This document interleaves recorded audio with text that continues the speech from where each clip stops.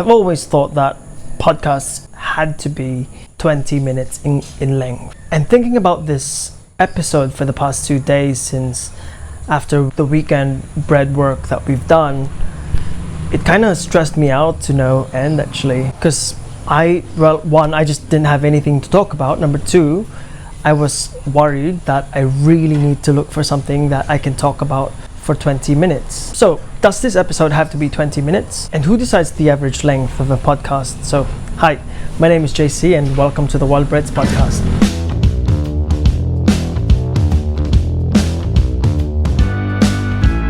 So I listen to a lot of podcasts whenever I go take the dog out for a walk, whenever I work in the workshop or the bakery. I would always put on some headphones or earphones actually and listen to my favorite podcast. And I did a quick Google search of the average length of a podcast, and it's true. The average length is usually around 20 minutes. But what I find crazy is that 20 minutes is on the shorter end of the spectrum. The real average, out of like millions and millions of podcasts is around 43 minutes. And that's crazy, even crazier, So here I am, my brain is bleeding dry because, it just doesn't come natural to me to think of something, and talk about that something, with structure. But I'm improving on that end, because look behind me, I try to kind of put structure to my thoughts, which I've never done until this podcast, until I've started this podcast for Wild Breads. So now I've been thinking, like, do I really need like a 20-minute podcast every time? So that brought me to, last night, because I was supposed to, yesterday I was supposed to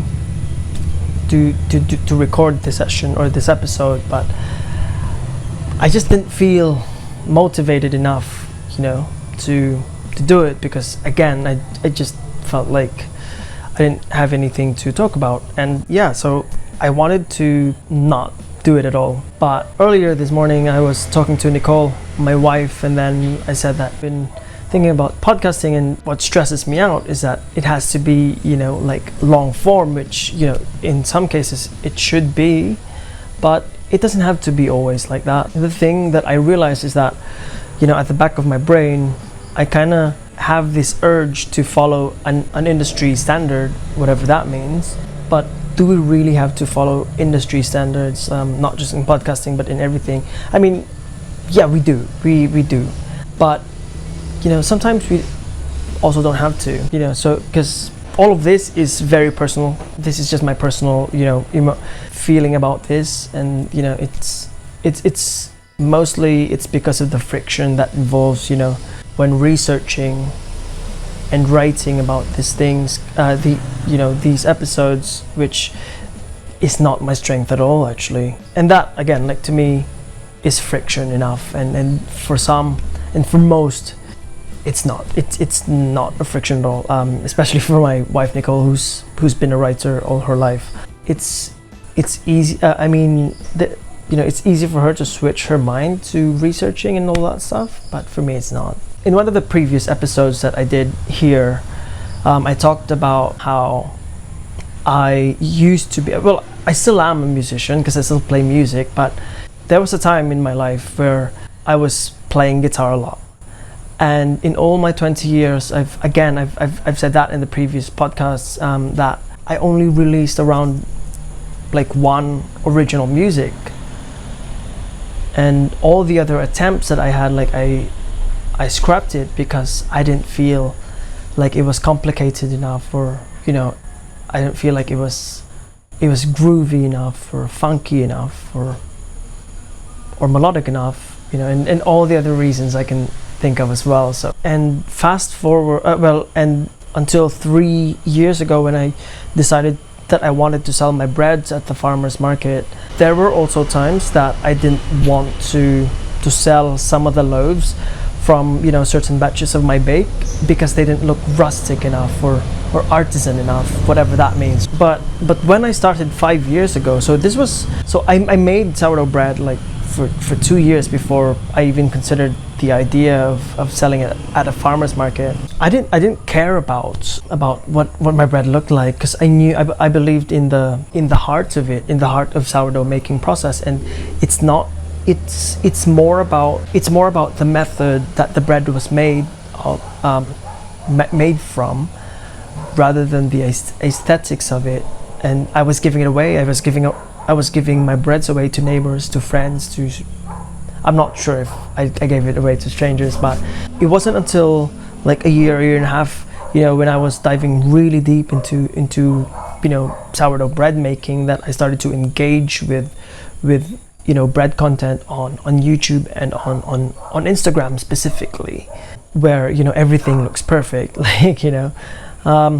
and again, it wasn't until that time that my beliefs around like what bread should look like change, that it had to look a certain way, it had to sound a certain way even. So whenever I would bake a batch of bread and there's this one or two that didn't come out the way I believed because of external influences, Instagram, the way I believed bread should look like, then I would feel a little bit of shame that I would even consider just not selling at all, just because of that 1 out of 100.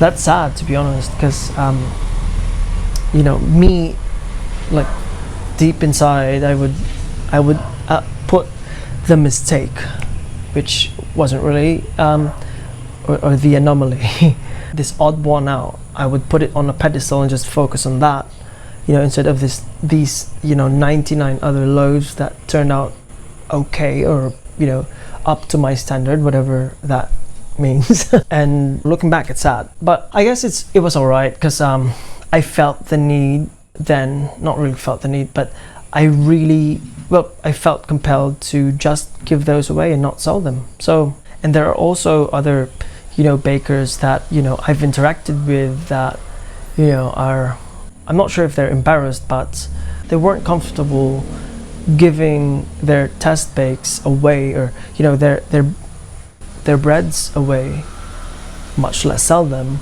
that didn't look like the ones that's commonly seen these days. Which, by the way, the ones that are super popular on Instagram, they're more for the bread making on Instagram. They're leaning towards the art side of it, and it's good. Like, it's really good, because everyone's like pushing up their game, and as far as aesthetics go.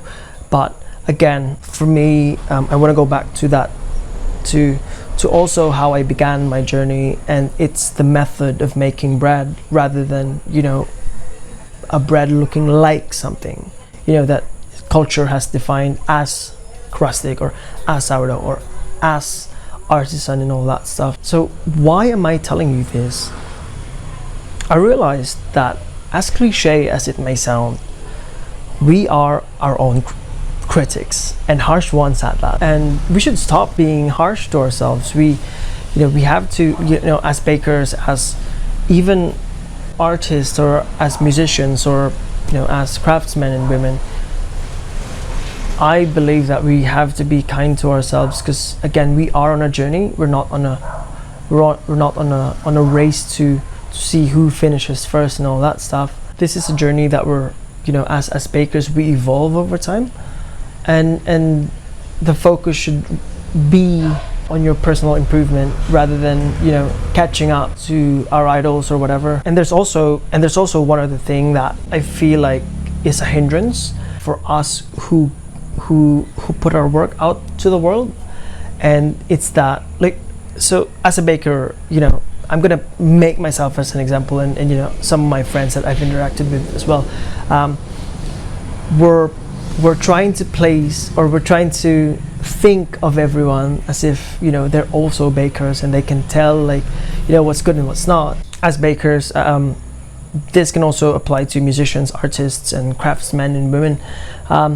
We're trying to place, and we're trying to think of everyone who buys our breads as also craftsmen and women or bakers or whatever.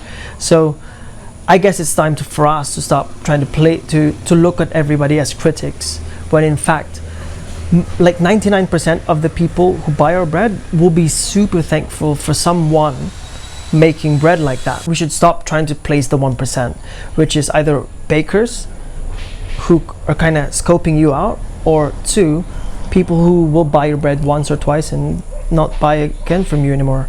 So, let's shift focus to people who actually support us and we have a relationship with. So I just want to say that regardless of how our work looks like aesthetically, my belief, and I would love for you as a baker to also do, is that just put your work out. So just a quick story. Every time I was at the market, like for a year, 2 years, every time I had like aesthetically bad looking breads, I would give them away. And the amazing thing is, people who receive those breads for free randomly, without me expecting anything from them, is that they always come back and tell me that they remember not the bread, but they remember the act by which the bread was given. Generosity will take us further. Personally, and as craftsmen and women, it's going to take us further than ego and insecurity, which I think is the root of it all. Generosity will build you relationships that will last. So thanks for being here thus far. If you haven't subscribed to our YouTube channel, please consider subscribing.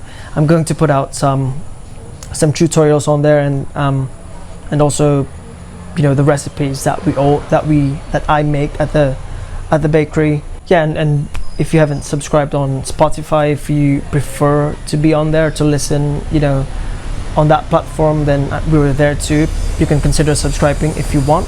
And that's it. Thank you very much for your time. Cheers.